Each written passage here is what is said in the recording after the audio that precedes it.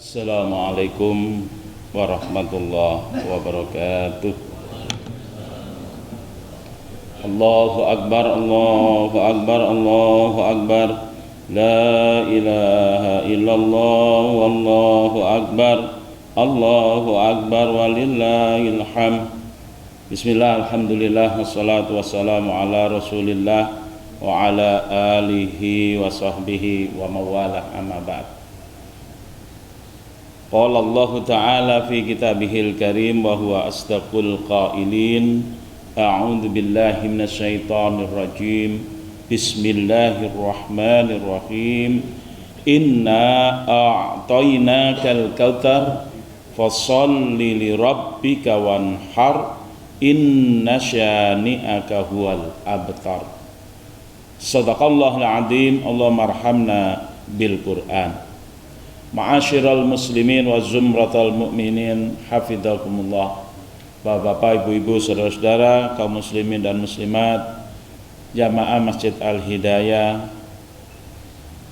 PCC yang dirahmati Allah. Alhamdulillah atas izin dan perkenan Allah Subhanahu wa taala, pada pagi hari ini kita bisa melaksanakan sholat subuh berjamaah. Mudah-mudahan sholat kita dikabul oleh Allah Subhanahu wa taala. Amin. Hadirin wal hadirat, hafidhakumullah.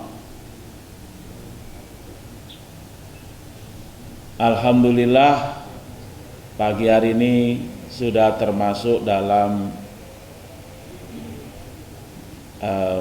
al-ashr al-awwal min syahri Dzulhijjah, 10 hari yang pertama dari bulan Dzulhijjah. Mungkin ada yang tanggal 2, ada yang tanggal 1 ya. Pada pagi hari ini insya Allah kita akan membahas tentang bagaimana ta'zim atau membesarkan syiar Idul Adha. Apa Idul Adha? Kita semua sudah tahu. Id artinya kembali, Al-Adha artinya berkorban. Berarti kembali berkorban. Oleh karena itu berarti yang paling menonjol amalan pada saat Idul Adha adalah berkorban. Namun nanti apa saja syiar-syiar dalam Idul Adha dan bagaimana membesarkannya nanti kita bahas ya. Tadi saya bacakan firman Allah SWT dalam surah Al-Kautsar yang merupakan dasar daripada pengamalan Idul Adha, yaitu firman Allah SWT dalam surah Al-Kautsar ayat 2, fasholli li rabbika wanhar. Fasholli maka sholatlah, li rabbika untuk Tuhanmu, wanhar dan sembelihlah kurban.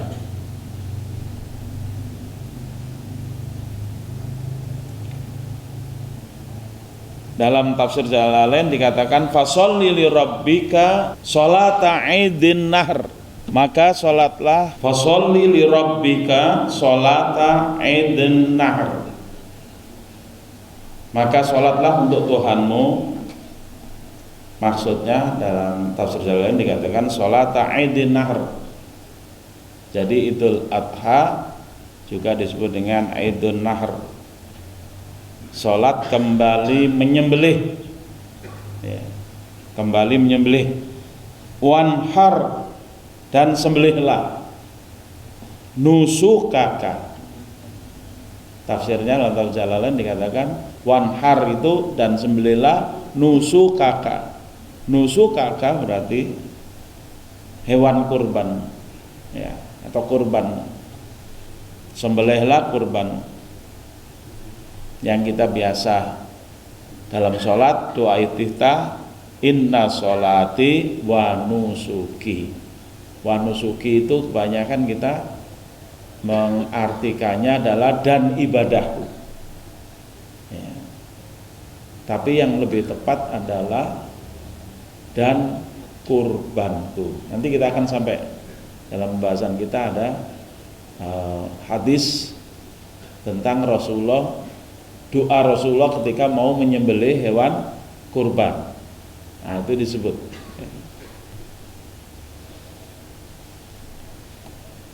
Dalam tafsir Ibnu Abbas dikatakan fasholli li rabbika sholata yaumin nahr wanhar al-budna. Fasholli li rabbika, maka sholatlah untuk Tuhanmu sholata yaumin nahr, sholat hari nahar. Apa itu hari nahar? Sehari setelah yaum Arafah. Jadi bukan angka tanggalnya ya, yang penting peristiwanya. Ya. Yaum Arafah itu hanya ada di manasikul hajj, di tempat manasik haji. Manasik itu artinya adalah jamak dari kata mansak. Mansak itu adalah tempat melaksanakan ibadah. Jadi manasikul hajj, tempat melaksanakan ibadah haji. Salah satu tempat melaksanakan ibadah haji, bahkan itu rukun yang paling utama adalah Arafah. Kata Nabi, al-hajju Arafah. Haji itu adalah Arafah, maksudnya wukuf di Arafah. Jadi kalau ada orang jemaah haji tidak wukuf di Arafah, maka hajinya belum dihitung, ya, berarti harus diulang tahun depannya. Susahnya kalau ngulangnya nunggu 25 tahun, selesai udah.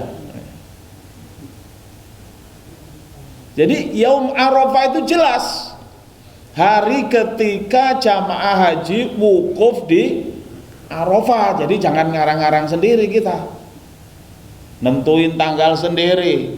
Ya, Arafah di Indonesia beda dengan Arafah di Arab. Lah ngawur itu namanya.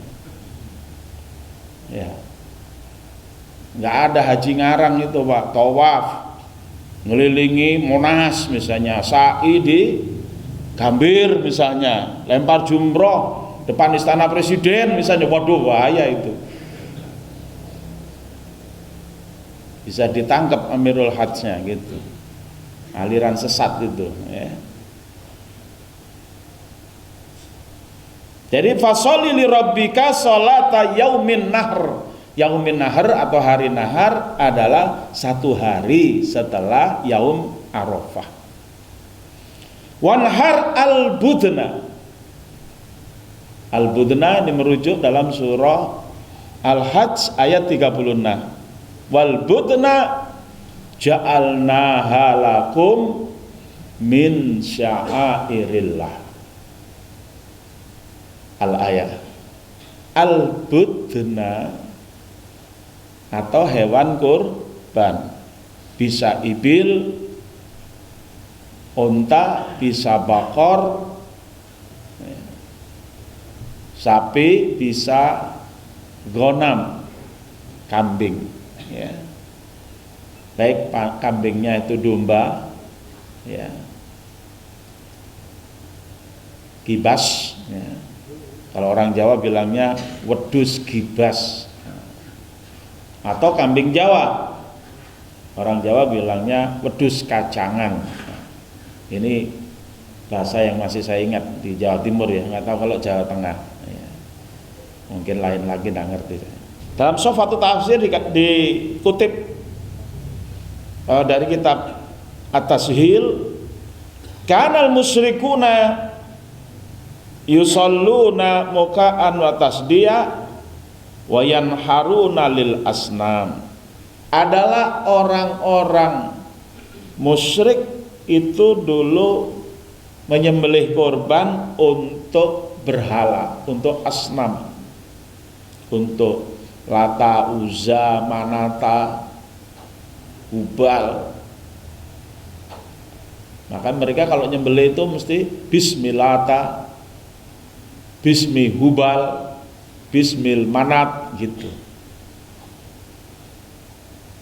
Faqalallahu li nabiyhi sallallahu alaihi wasallam sholli li rabbika wahdah. Maka Allah berfirman kepada nabinya dalam surah Al-Kautsar tadi, sholli li rabbika wahdah. Salatlah untuk Tuhanmu semata, wanhar li wajhihi la li ghairihi, dan sembelihlah kurban untuknya, jangan untuk yang lain. Fayakunu dzalika amron bitauhid wal ikhlas. Artinya menyembelih hewan kurban itu adalah perintah untuk bertauhid dan untuk menyembelih hewan kurban dengan ikhlas karena Allah. Syiar-syiar apa yang bisa kita lihat di dalam Idul Adha? Tentunya yang berdasarkan ayat tadi, fasholli li rabbika wanhar, pertama sholat Id. Di dalam sholat itu bisa kita lihat syiarnya apa. Ada takbir yang kita biasa istilahkan takbiran. Ada sholat jamaah, sunnah sholat Id berjamaah. Jadi nggak ada sholat sunnah Id itu di rumah masing-masing, itu nggak ada, Pak. Ya, itu ngarang itu. Ya, itu bid'ah yang paling baru, belum pernah terjadi di zaman dulu. Ya. Sholat jamaah di musola, bukan di masjid. Mungkin bapak-bapak bingung, loh di masjid aja nggak boleh kok malah di musola lebih kecil. Bukan itu maksudnya. Musola dalam hadis Nabi adalah lapangan yang khusus dipager hanya untuk 2 kali sholat dalam setahun. Itu yang disebut musola. Makanya ada hadis ya kalau nggak salah, likulli malikin hima. Tiap raja itu punya lapangan khusus yang dipager, yang nggak boleh dimasukin. Bapak ingat, kalau kita lihat di Jawa, misalnya tiap kabupaten atau kota itu ada alun-alun. Dulu yang namanya alun-alun itu khusus lapangan yang ada di depan masjid jami. Jadi sholat 5 waktu dan sholat Jumat dikerjakan di masjid jami. Sholat 5 waktu aja dikerjakan di masjid yang kemudian kita istilahkan musola. Jadi kalau bapak ke Timur Tengah ya nggak ada musola itu. Istilah musola yang kita kenal tempat sholat yang kecil itu di sini yang ramainya. Indonesia kelihatannya begitu. Tapi dalam bahasa Arab setiap tempat sholat itu masjid yang dipakai sholat 5 waktu. Tapi khusus untuk sholat Jumat namanya masjid jami karena dikerjakan pada yaumul jumu'ah. Kata jumu'ah dari kata jamaah ya. Hari perkumpulan atau hari persatuan. Masjid yang mengumpulkan umat Islam disebut masjid jami. Tetapi sholat Id Rasulullah dalam satu hadis kita jumpai Rasulullah mengerjakannya di musola. Nah, hadisnya begini, man lahu sa'ah walam yudokki falayakrobanna musallana. Itu hadisnya. Man lahu sa'ah, siapa yang punya keluasan, rizkinya luas, tidak sempit pada hari raya Idul Adha. Walam yudohi, tapi dia tidak berkurban. Fala yaqrabanna musallana, maka jangan mendekati musola kami. Berarti orang itu dihukum oleh Rasulullah tidak boleh ikut salat Idul Adha, ya, yang tidak menyembelih kurban. Jadi kalau gitu ukurannya gimana? Ukurannya itu kurban ini memang sunnah muakkad, ya, tidak sampai wajib. Tapi Rasulullah ngasih sanksi yang cukup keras, tidak boleh ikut sholat. Ya. Ukurannya adalah 1 kakak 1 ekor kambing minimal. Boleh 1 ekor sapi. Kalau 10 ekor bagaimana Pak Ustadz? Sangat boleh. Ya. 100 ekor kambing gimana 1 kakak? Sangat boleh. Ya, karena minimal 1 ekor. Jadi tidak harus, misalnya kita di keluarga kita, ya, suami, istri, lalu anaknya 10 misalnya, masing-masing 1-1, enggak, 1 aja cukup, sudah mencukupi. Tapi kalau yang nggak mampu bagaimana? Nah, kalau yang nggak mampu sudah mengikuti kurban yang dilakukan oleh Nabi. Karena dalam hadis Nabi ketika menyembelih kurban itu mengatakan hada min Muhammad wa ummatih. Ini dari Muhammad dan umatnya. Jadi nggak usah bersedih untuk yang tidak berkurban karena memang nggak ada. Tapi justru malah diutamakan untuk dapat daging kurban. Jadi jangan sampai udah nggak kurban, nggak kebagian daging lagi. Wah, cilaka ketua panitia itu. Dan ketua DKM juga cilaka itu. Ya. Harus dapat. Tapi yang kurban juga harus ikut makan. Salah juga kalau sudah kurban dititipin di panitia, dia nggak kebagian, minimal satu kakinya lah minimal, ya. Kalau ukurannya sebenarnya sepertiga buat yang berkurban, nah, sisanya bisa dibagi-bagi khususnya untuk fakir miskin. Tetapi tidak ada halangan diberikan juga kepada yang tidak miskin. Logikanya yang tidak miskin kan ya pasti dapat. Kenapa? Karena pasti berkorban dia gitu. Tapi maksudnya yang tidak miskin tapi non muslim itu juga perlu diberikan. Ya. Khususnya yang dekat-dekat dengan masjid, kasih Pak. Jangan nggak dikasih. Justru itu bagian dari dakwah. Apa dasarnya kok ngasih orang non muslim? Ketika Rasulullah SAW datang pertama kali ke kota Mekah setelah beliau hijrah, itu terjadi pada tahun 6 Hijriah. Rasulullah membawa 1.500 laki-laki muslim, ya, bawa pedang semuanya, tapi memakai pakaian umroh, pakaian ihram. Karena Rasulullah mikot di mana? Rasulullah kan dari Madinah, mikotnya di mana? Bir Ali atau Dzul Hulaifah, ya. Rasulullah mikot dari situ. Jangan lupa pakai pakaian ihram dari situ. Ingat nggak ada bis AC. Kira-kira perjalanan sini ke Semarang gitu ya, kira-kira segitu. Nggak ada bis AC Pak, jalan juga nggak ada yang mulus kayak sekarang. Naik onta dan jalan kaki sebagian. Tapi semua bawa hewan kurban. Dahsyat kan? 1.500 bawa hewan kurban semua.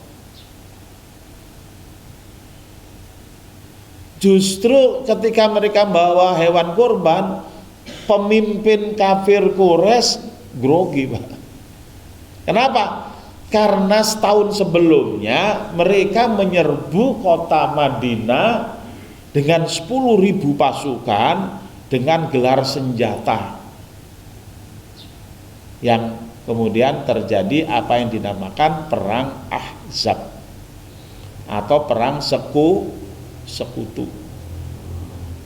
Makanya nanti dalam takbiran kan selalu dibacakan syair sodaqa wa'da wa nasoro abda wa a'azza junda wa hazamal ahzaba wahda. Itu maksudnya Allah mengalahkan pasukan Ahzab sendirian, wa hazamal ahzaba wahda. Ahzab yang dikalahkan oleh Allah itu adalah pasukan sekutu yang dipimpin oleh Abu Sufyan yang masih kafir Quraisy. Siapa Abu Sufyan? Mertua Rasulullah, bapaknya Ummu Habibah. Nah, ya, unik juga itu ya. Mantu sama mertua perang ya. Begitu. Satu adalah pemimpin kaum kafirin, mantunya adalah pemimpin kaum mukminin. Jadi ketika Rasulullah membawa 1.500 tapi tidak gelar perang, bawa pedang, iya, tapi pedangnya tersarung, bukan terhunus. Jadi ciri perang terhunus, ciri damai tersarung. Jadi bukan berarti nggak bawa senjata. Coba kita bisa bayangkan perjalanan Madinah Mekah nggak bawa senjata. Waduh, kalau tiba-tiba ada gerombolan perampok di jalanan nyerbu bagaimana? Nah, logiknya memang harus bawa senjata. Dan zaman dulu memang setiap pria punya senjata, bawa senjata. Itu bangsa manapun. Orang Arab ya bawa pedang, orang Jawa bawa keris, orang Sunda bawa kujang, orang Aceh bawa rencong, orang Bugis Makassar bawa badik, orang Jakarta bawa golok. Nah, itu. Karena setiap laki-laki harus melindungi dirinya dan keluarganya, tidak hanya dari api neraka tapi juga dari gangguan dan kejahatan yang ada di tengah jalan. Nah, jadi Rasulullah bawa kurban, 1.500 orang bawa kurban datang ke Mekah. Dan itu yang ditakuti. Kenapa ditakuti? Lah yang makan siapa nanti? Ya mereka. Sebagian dimakan, sebagian diberikan kepada orang-orang yang membutuhkan. Dari siapa? Ya dari bangsa Mekah. Itu yang ditakutkan. Karena secara militer ini namanya soft power. Kalau bawa peralatan militer namanya hard power. Soft power justru ditakuti. Karena paling mudah untuk orang pindah simpati minimal atau pindah keyakinan. Nah, jadi akhirnya ditahanlah dalam apa yang disebut dengan perjanjian Hudaibiyah. Rasulullah diminta datang tahun depan, makanya tahun depannya datang lagi, tahun ke-7 Hijriah, datang melaksanakan Umratul Qadha. Saat itulah Rasulullah masuk ke kota Mekah dan pemimpin-pemimpin Quraisy pada keluar kota Mekah. Dan tahun itulah kalau nggak salah Khalid bin Walid masuk Islam. Tahun berikutnya 8 Hijriah Rasulullah membawa 10.000 pasukan. Alasannya perjanjian Hudaibiyah dikhianati oleh kaum kafir Quraisy. Makanya Rasulullah datang lagi tidak dalam ibadah umroh tapi dengan membawa pasukan bersenjata. 10.000 pasukan di pinggir kota Mekah, semuanya menyalakan obor. Belum ada PLN, Pak. grogi Mekah langsung menyerah bertekuk lutut tanpa syarat. Dan Rasulullah mengatakan, ya, atas anjuran Abbas bin Abdul Muthalib, Rasulullah mengatakan, siapa yang masuk rumah Abu Sufyan aman, siapa yang masuk Masjidil Haram aman, siapa yang menutup pintunya aman. Akhirnya orang-orang Mekah udah melakukan itu semua. Akhirnya pasukan Rasulullah masuk dengan lenggang kangkung. Itu yang diabadikan oleh Allah dalam firman-Nya, idza jaa nasrullahi wal fath wa ra'aitan nasa yadkhuluna fi dinillahi afwaja. Itu. Nah, jadi kita bisa lihat bahwa di situ Rasulullah memberikan contoh bahwa daging hewan kurban itu bisa untuk orang non muslim, dan itu bagian dari dakwah. Syiar apa saja yang bisa kita lihat pada Idul Adha terkait dengan sholat Id?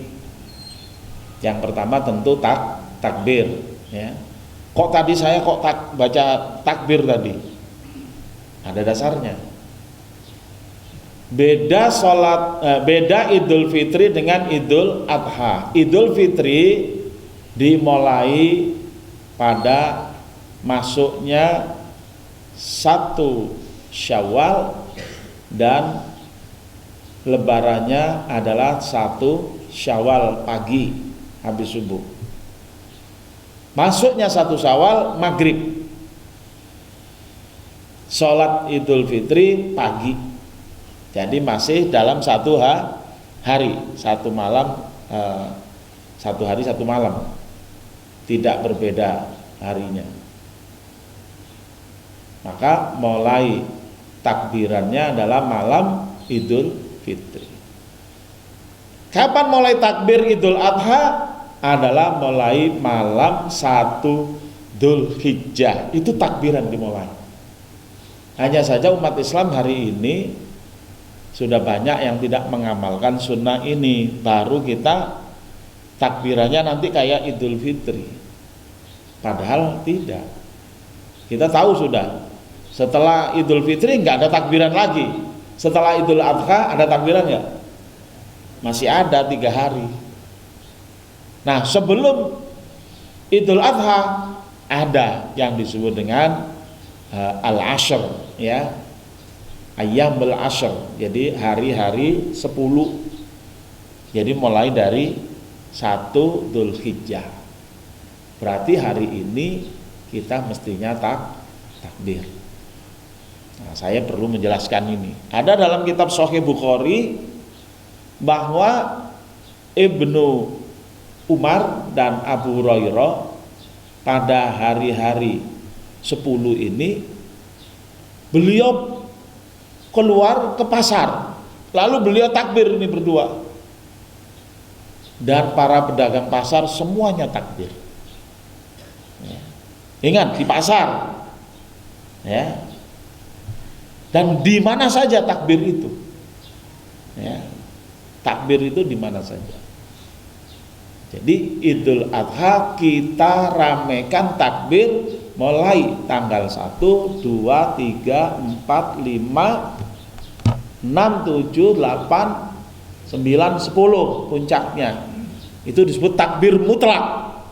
Kapan saja, di mana saja. Tapi setelah tanggal 10 adalah takbir muqayyad. Takbir yang terikat. Kapan dibunyikan? Setiap selesai sholat 5 waktu. Selama 3 hari, ya. 4 hari. 10, 11, 12, 13. Nah, itu takbir, ya.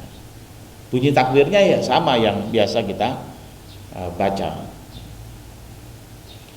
Yang kedua adalah sholat jamaah. Sholat Id berjamaah di musola, lapangan khusus untuk sholat, ya, tadi sudah saya sampaikan. di mana para jamaah diminta menempuh jalan yang berbeda antara berangkatnya dengan pulangnya. Ya, dan bertakbir di situ. Sambil jalan kita dari rumah takbir sampai ke tempat sholat Id, pulangnya juga takbir lagi.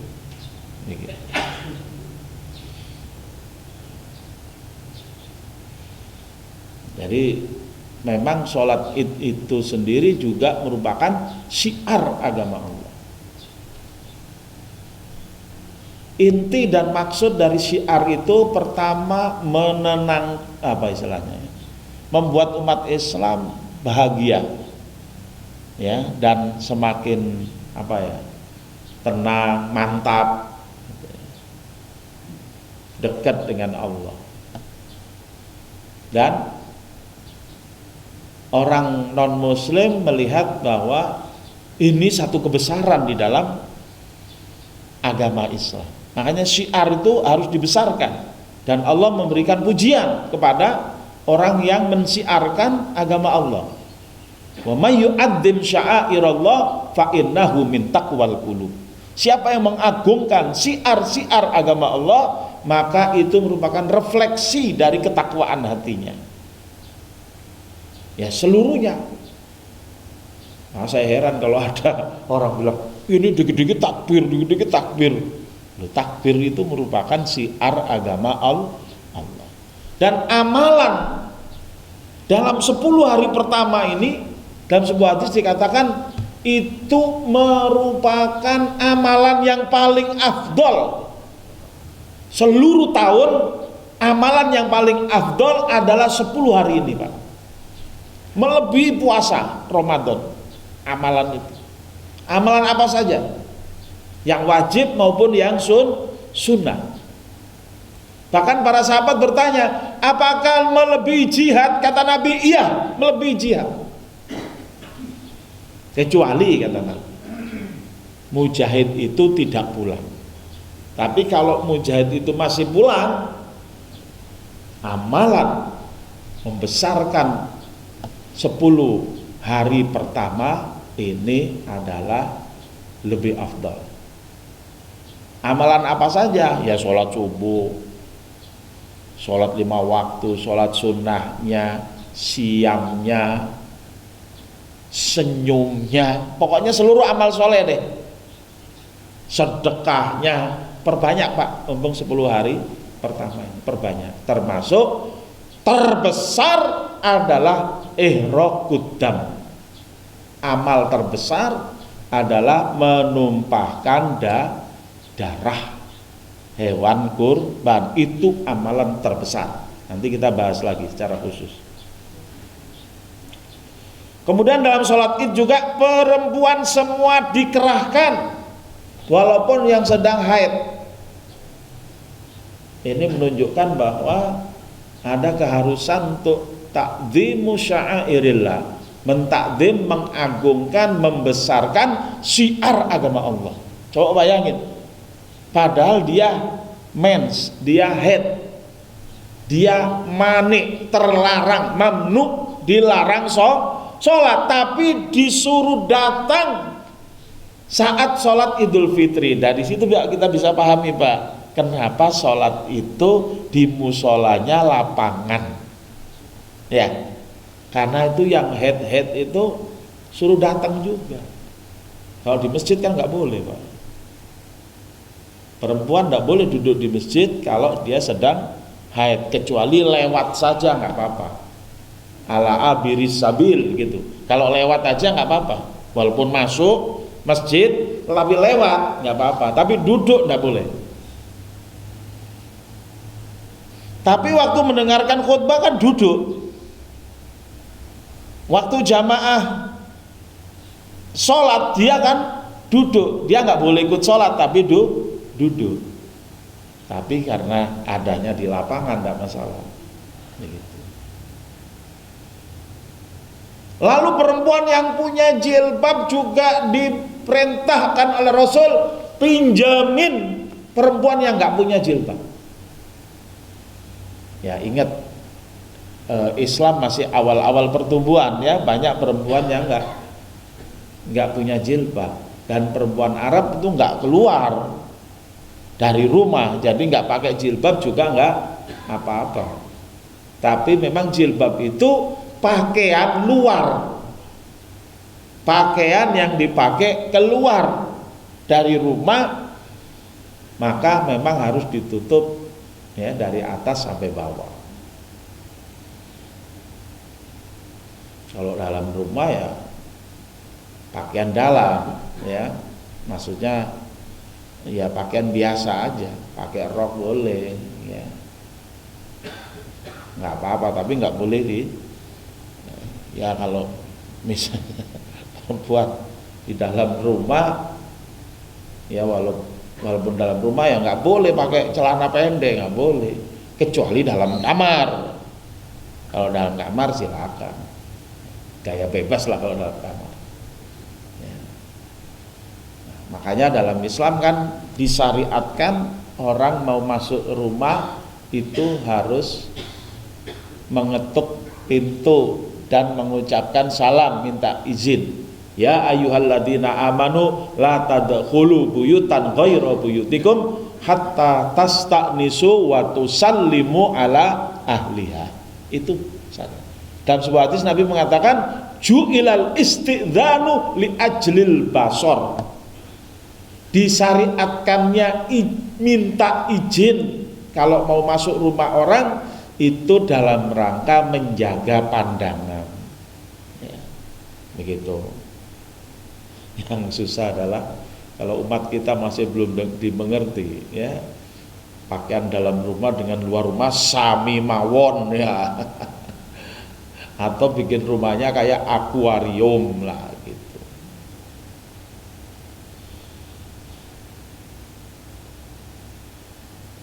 Dan dalam rangkaian sholat itu adalah menyembelih hewan kurban. Ada dalam kitab Fathul Bari karangan Ibnu Rajab Al-Hambali bahwa umat dulu, para sahabat tabi'in, tabi'ut tabi'in, itu diriwayatkan bahwa ada ulama namanya Maimun bin Mihran yang mengatakan bahwa adrobtun nas wa innahum la yukabbiruna fil ashr. Aku melihat masyarakat pada waktu itu ya, mereka bertakbir untuk 10 hari pertama bulan Ramadan, hatta kuntu asbahahu bil amwat min kasratiha, sampai aku seperti di atas gelombang karena saking banyaknya. Jadi orang bertakbir itu saut-sautan Pak waktu untuk 10 hari pertama di mana-mana. Jadi udah kayak apa istilahnya, ramenya ibaratnya kayak peristiwa 212 Pak, tapi isinya takbir. Dalam hadis yang lain dikatakan amal yang paling bagus pada 10 hari pertama adalah tahlil, tahmid, dan takbir. Itu ya itu yang tersimpul dalam lafaz takbir itu Pak. Allahu akbar, Allahu akbar, Allahu akbar, la ilaha illallah, wallahu akbar, Allahu akbar walillahil hamd. Kan itu ada takbir, tahlil, dan tahmid. Nah itu kita nggak biasa ya. Pertanyaannya, kita mau mendapatkan pahala apa enggak? Ini mumpung ada 10 hari pertama nih, walaupun sekarang hari ketiga ya, nggak tahu di Al-Hidayah hari ketiga hari kedua ini ya, kalau saya hari ketiga di samping kita puasa, kita juga takbir minimal deh. Saya sarankan kalau Bapak mau kirim WA kemana-mana, setelah Bismillahirrahmanirrahim, Assalamualaikum warahmatullahi wabarakatuh, takbir dulu. Kan tinggal kopas ini takbirnya, iya enggak? Takbir dulu baru mau pinjem tangga. Takbir dulu, nanti pulang Pak ketemu istri juga gitu, ketok pintu, pas dibuka Allahu Akbar, Allahu Akbar. Takutnya istrinya malah tanya, "Bapak salah makan obat?" Nah, memang perlu kita populerkan. Tadi hadis Bukhari loh, Pak. Ya. Bukan hadis yang palsu ya. Hadis Bukhari. Terus yang tadi kitab Fathul Bari Ibnu Rajab Al-Hambali. Saya yakin pasti kawan-kawan Salafi nggak akan mengatakan bid'ah. Itu rujukan daripada Salafi ya, Al-Hambali kan begitu.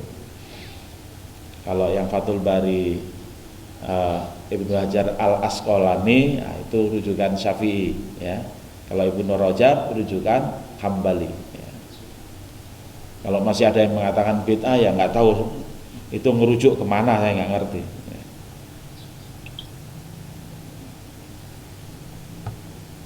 Ya diakui atau tidak, kita tidak melaksanakan karena ada sempat lewat, entah mulai tahun kapan kita nggak ngerti.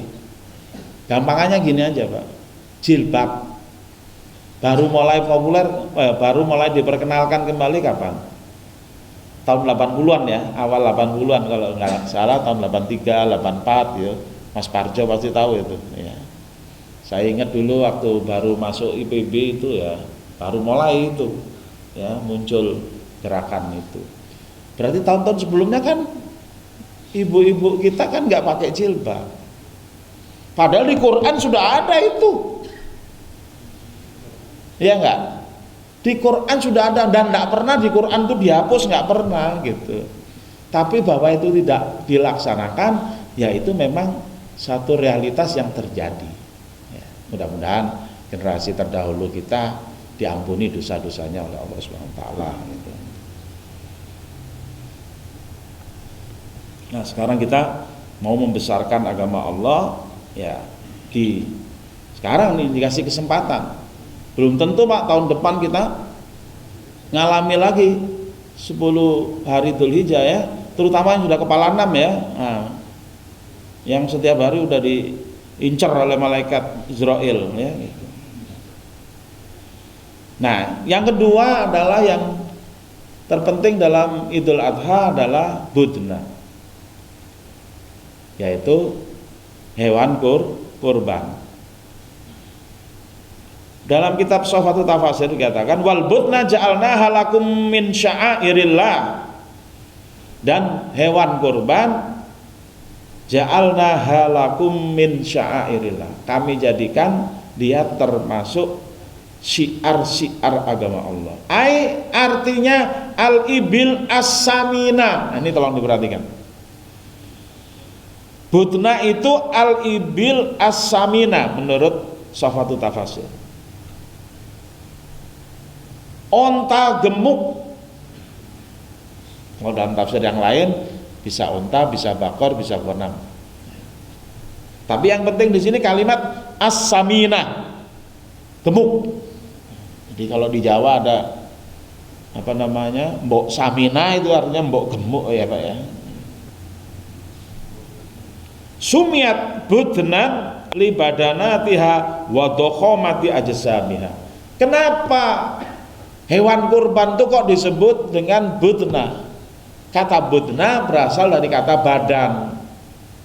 Berarti fokusnya di situ badan. Badannya harus gemuk, gede, ya, gede badannya. Ja'alnaha min a'lamis syari'ah allati syara'aha Allah. Kami jadikan dia termasuk a'lamus syari'ah, tanda-tanda syariat Allah yang Allah syariatkan. Jadi siapkanlah hewan kurban kita yang terbaik. Yang terbaik, jadi nggak ada cacat, dan yang tergemuk, terberat ya. Sejauh kita mampu tentunya, karena la yukallifullahu nafsan illa wus'aha. Seseorang dibebani hanya sesuai dengan kemampuannya. Sahabat Nabi Sayyidina Umar bin Al-Khattab radhiyallahu an pernah menyampaikan kepada Nabi, wahai Rasulullah, saya punya unta, nama unta saya Najibah. Najibah itu artinya apa ya? Bijaksana apa? Cerdas apa apalah sekitar itu. Pokoknya bagus lah. Harganya setara dengan 30 ekor unta. Satu ekor unta berapa, Pak? Gak ada yang tahu ya? Gak ada yang pedagang unta di sini? 50? Bener Mas Parjo? Nah, 50 berarti kalikan 30 berapa? 1,5 M. Itu unta Najibah. Dia bilang ke Rasulullah, saya mau jual unta Najibah supaya saya bisa beli unta-unta yang lain, saya mau kurbankan. Kata Nabi, ya Umar, kenapa enggak engkau kurbankan unta Najibah itu? Umar mengatakan sami'na wa ata'na.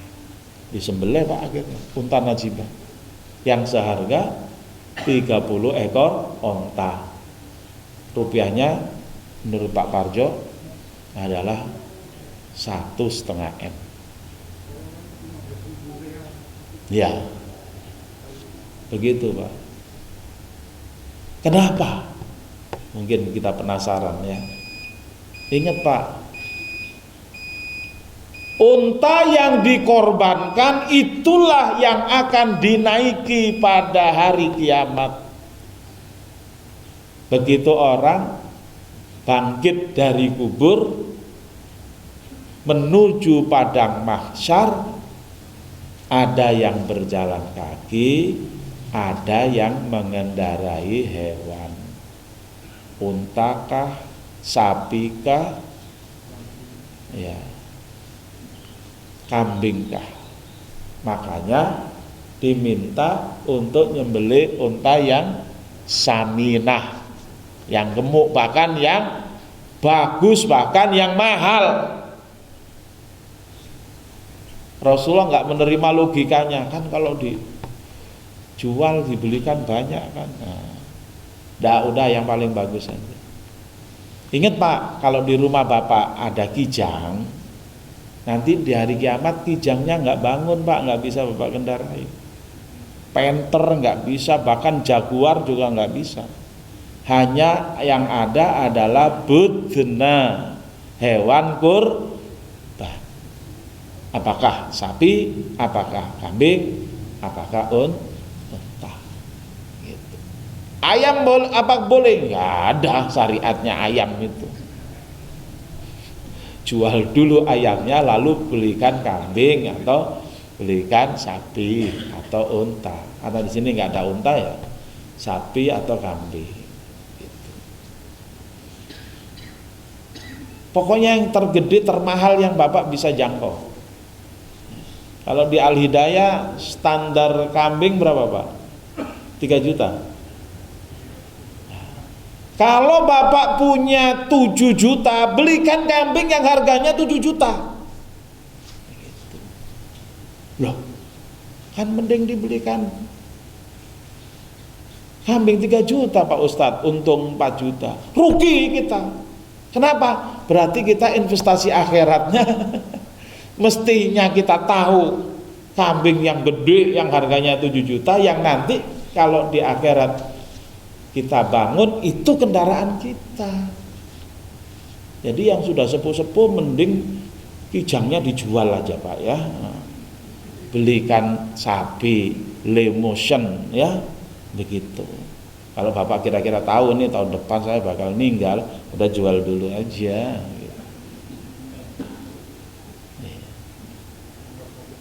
Iya, ya terutama yang sudah udur ya, yang sudah bayar fidyah itu, sudah nggak bisa puasa lagi, itu kambingnya udah daripada mobil. Dan juga yang di rumahnya udah kebanyakan mobil Pak, ngapain juga simpen mobil banyak-banyak? Karena apa? Mobil nggak dibawa ke kuburan Pak, nggak masuk juga itu kan. Ke akhirat juga nggak akan bangkit. ini, begitu. Insya Allah kalau kita bisa menyediakan kurban yang banyak ya, dan terutama kalau pejabat Pak, jangan satu kurban. RT misalnya ya jangan satu. Ada Pak RT sini? Iya. Paling enggak 2 lah. Syukur kalau RT bisa 10. Ya di atasnya lagi.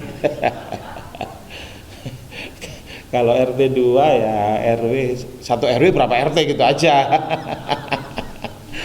Kalikan 2 kali berapa. Begitu, dengan catatan kalau punya lo ya gitu. Tadi loh Umar itu kan berarti 30 ekor onta dia kan. Nah itu aja gambarannya. Ya kan saya bukan Umar bin Khattab ya. Kalau ada yang mengatakan begitu, iya memang Anda bukan Umar bin Khattab, Anda Pak Parjo gitu aja. Kadang-kadang kita kikir Pak. Padahal kita sudah membaca bagaimana hikayat Qabil dan Habil gitu kan. Membunuh saudaranya gara-gara kurbannya tidak diterima oleh Allah SWT. Kita berharap dengan kurbanan kita, apalagi sudah Allah sebut wal budna ja'alna halakum min sya'airillah. Ini syiar agama Allah. Gitu. Jadi syiar agama Allah itu bukan cuma tabligh akbar atau demo, bukan hanya itu, Pak. Ya, nyembelih kurban juga syiar. Ini kadang-kadang yang madhab demo kan, ya kalau nggak pernah demo amar ma'ruf nahi munkar ya orang itu nggak ada artinya. Ya ada arti yang lain lagi lah gitu. Jadi kita Islam itu memberikan keluasan ya seluruh. Kalau gitu pengertian dari syiar itu apa? Dalam tafsir Sofatut Tafasir dikatakan syiar itu adalah kullu ma ta'abbadnallaha bihi. Apa saja yang dengannya kita beribadah kepada Allah. Itu syiar. Adzan syiar. Makanya jangan sampai ada yang mengatakan itu adzannya harus dikecilin. Tidak boleh, justru harus digedein. Karena Allah menyatakan wa may yu'azzim sya'airallah fa innaha min taqwal qulub. Siapa yang mengagungkan syiar agama Allah, itu refleksi dari ketakwaan hati. Jadi kalau ada yang minta adzan dikecilin, itu pasti datang dari orang-orang yang enggak beriman, yang enggak bertakwa. Begitu. Harus istighfar kalau kita orang Islam. Begitu, Pak. Nah, jadi kalau adzan gedein, kalau kurban gedein, ya. Kita haji misalnya, gedein Pak haji. Sebelum haji, ya, mau berangkat haji, undang masyarakat makan-makan di rumah, sambil minta doa mereka agar perjalanannya aman, lancar, tidak ada aral melintang. Pulangnya kumpulkan lagi masyarakat. Kalau di kampung saya namanya gajah-gajahan. Jadi kalau ada orang pulang haji, ayo ikut tuh ke sana. Ada apa? Gajah-gajahan. Apa itu gajah-gajahan? Gede-gedean. Diundang ratusan orang, ribuan orang. Makan-makan sambil menceritakan perjalanan. Itu kan juga syiar. Begitu. Karena Nabi mengatakan al-hajju al-mabrur, alamatul haji al-mabrur, alamat tanda orang hajinya mabrur, ifsya'us salam wa it'amut ta'am. Orang yang hajinya mabrur itu tandanya adalah selalu menyebarkan salam dan selalu memberikan makan. Jadi kalau pulang haji malah gini, gegem gini, pelit, medit, cerikit, oret, waduh, alamat mabur itu namanya, ya, nggak mabrur, gitu. Begitu, Pak. Jadi memang ajaran Islam itu dahsyat luar biasa. Ya. Tapi kan Nanti nggak ikhlas bagaimana Pak Ustadz? Ya, ngasih makan nggak ikhlas, nggak ngasih makan nggak ikhlas juga sama-sama jeleknya. Ya. Takut nggak ikhlas akhirnya pelit. Jangan. Ngasih makan tetap ikhlas. Sama dengan begini. Nabi pernah menceritakan, tahukah kalian tentang Jubul Husn, sumur kesedihan? Para sahabat mengatakan wallahu a'lam, wallahu wa rasuluhu a'lam. Kata Nabi, Jubul Husn adalah palung di dasar neraka. Jadi ini neraka Pak ya, ini neraka nih, dasarnya ini tempat-tempat orang munafik ya. Di tengahnya itu ada palung Pak, itu namanya Jubul Husn. Lalu para sahabat bertanya, man yadkhuluha ya Rasulullah? Siapa yang masuk ke situ wahai Rasul? Kata Nabi, al-qurra, para qori. Tapi jangan sampai berhenti di situ Pak, nanti nggak ada yang berani lagi jadi qori. Al-qurra, para qori, pembaca Al-Qur'an, alladzina yaqra'unal qur'ana ria'an nas, yaitu orang-orang yang baca Al-Quran hanya untuk pamer kepada manusia, riya, cari ridho manusia tapi tidak cari ridho Allah. Nah, jadi dengan hadis itu kita bisa mengerti, loh kita justru harus selalu membaca Al-Quran, diperdengarkan kepada manusia. Kok diperdengarkan kepada manusia? Ya ada perintahnya. Wa idza quri'al Qur'an fastami'u lahu la'allakum turhamun. Apabila diperdengarkan Al-Qur'an, dengarkanlah agar kalian mendapatkan rahmat. Nah, bagus sekali kalau Masjid Al-Hidayah yang sudah dibangun lagi ini, sedang dibangun, dan juga menaranya sudah tinggi. Wah, di situ tiap bulan ini ketua DKM-nya sama sekarang masih Pak Anton, tidak kelihatan Pak Anton.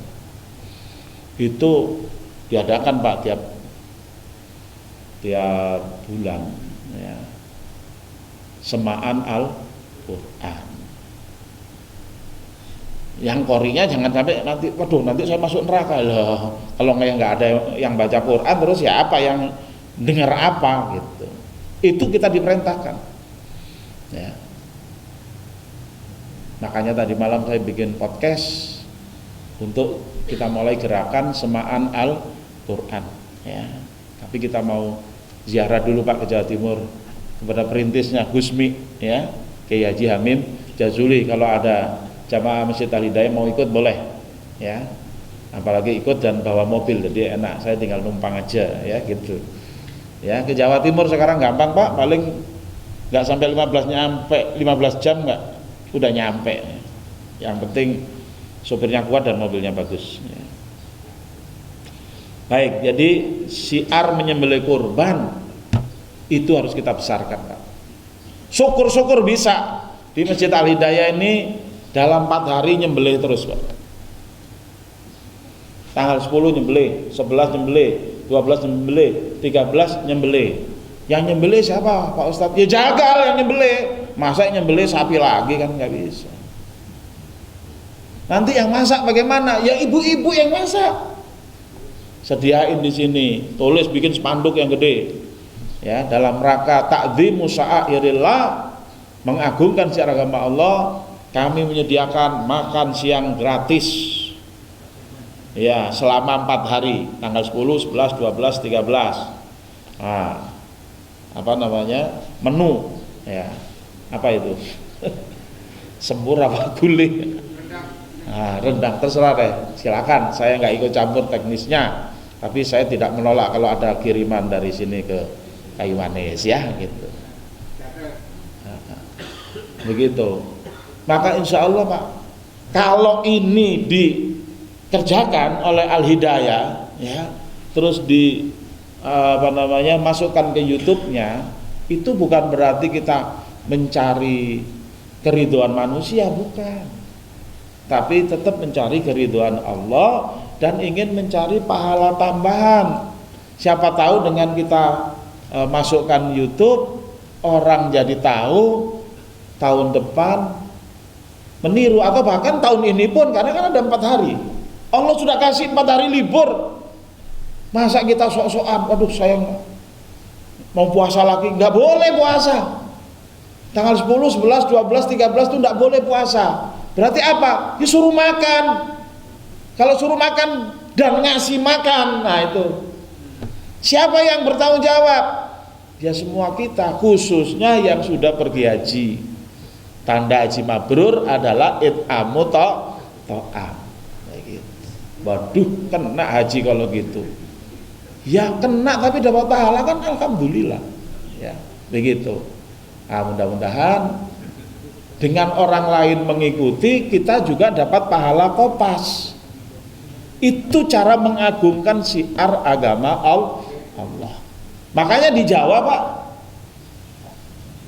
Hari Raya Idul Adha disebut apa? Rioyo apa? Rioyo haji, rioyo besar. Masih ingat nggak? Ada orang Jawanya nggak ini? Nggak ada ya? Udah jadi Bogor semua. Di Sunda dikasih nama apa? Hari Raya Agung atau Ageng. Itu berarti ini hari raya besar. Lebih besar Idul Adha daripada Idul Fitri, Pak. Lah kita hebohnya Idul Fitri malah. Mudik gitu kan, saya tidak melarang mudik, enggak. Tapi mudik boleh, silakan. Idul Adha itu 4 kali mudik hebohnya. Udah gitu aja, karena liburnya kan cuma sekali. Ini liburnya 4 hari. Kalau saya jadi presiden langsung tak liburin 4 hari aja. Setuju nggak, Pak? Nah, iya. Kayak gitu. Cuma saya takut jadi presiden, Pak. Kalau ada yang nggak sholat di masjid aja kita kena, ya. Ada yang mati kelaparan kita kena, Pak. Gitu. Saya cuma ngingetkan aja yang jadi presiden, ya. Bukan mau ganti, bukan, takut kalau saya. Nah, ini mudah-mudahan apa yang sudah kita ketahui jadi pemahaman kita dan kita amalkan, ya. Mari kita tutup dengan doa kafaratul majelis. Subhanakallahumma wa bihamdika asyhadu an la ilaha illa anta astaghfiruka wa atubu ilaik. Walafu minkum. Wassalamualaikum warahmatullahi wabarakatuh.